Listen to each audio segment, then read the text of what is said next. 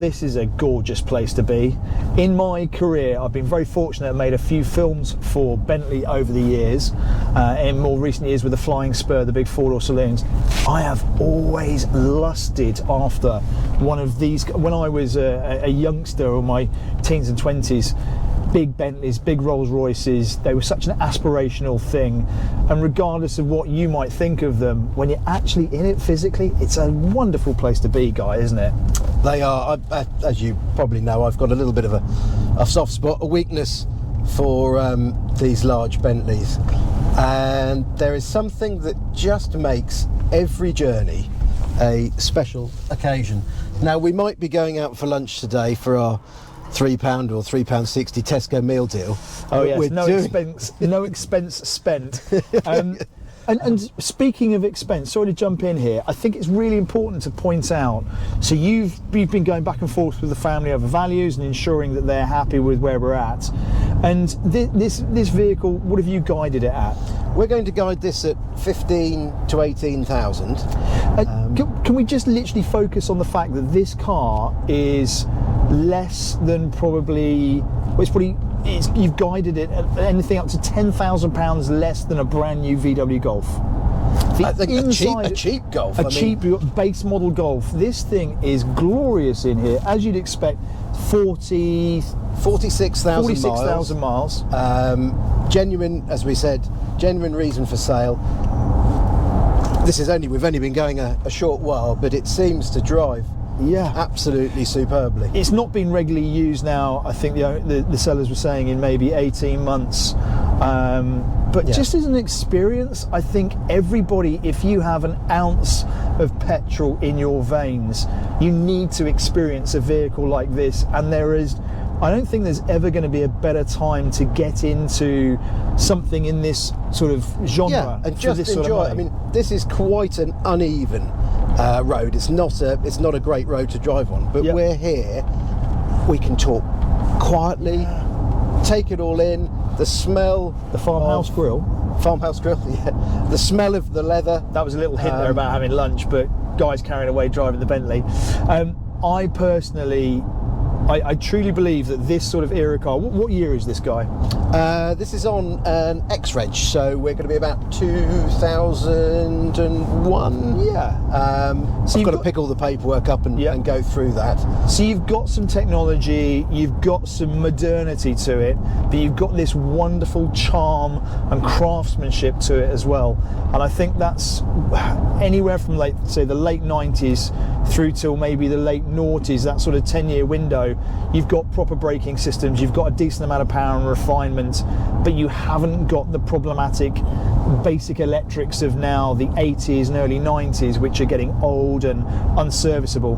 But not that you shouldn't buy a Rolls or a Bentley from the 80s. I want one from the 60s and the 70s and the 80s and the 90s. No, I would relate to that. Yeah, I would say that these cars, you could get in this, you could go down to the south of France, you could go to the north of Scotland, and providing you regularly maintain them, you look after them, it will get you there. Yeah.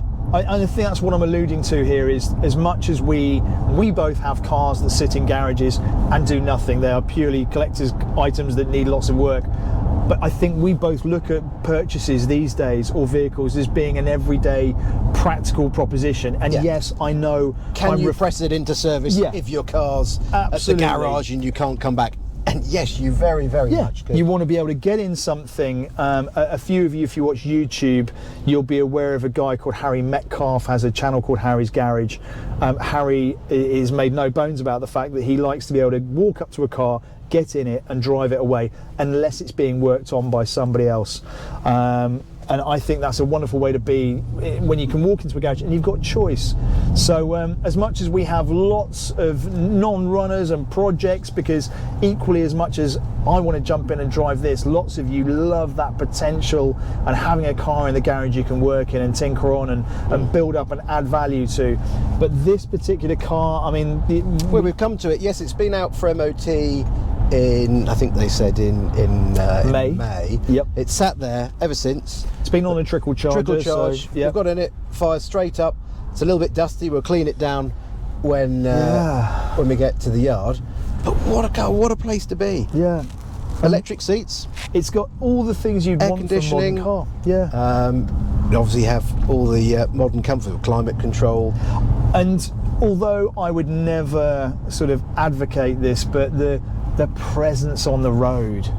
We're in a Bentley Arnage, and the Bentley Arnage that if you're lucky enough, you could maybe own for sub £20,000. Yeah. I know that's still a lot of money in the current day and age, but again, it's something you get into. Let's not enjoy. forget that this, say it's in 2001, this costs more than many houses. Yeah. Yeah. That's a very good way of looking at it. It's fantastic value for money now. Yep. So if you have a car like this that you're considering selling, that's the man you need to speak to there. And if you're interested in a car like this, at each of the classic car sales that Anglia car auctions do, 5 a year, there's generally 1 or 2 to 3, maybe more, really good quality 80s, 90s, noughties, Bentleys and Rolls Royces, because it's just a very popular marketplace. People, I think, realise you have to experience something like this at one time in your car. A Bentley or a Rolls is like an Alfa Romeo. You've got to at least have one at some point in your life. And as we all know, Mr. Jeremy Clarkson's attributed with saying you're not a true petrol head until you own an Alfa Romeo. I would go one further and say you're not a true petrol head until you own some sort of classic Rolls Royce. And if or you Bentley. can't afford to buy one on your own, club together with your mates and share it. There's room for 4 in here. Lovely day out at the races.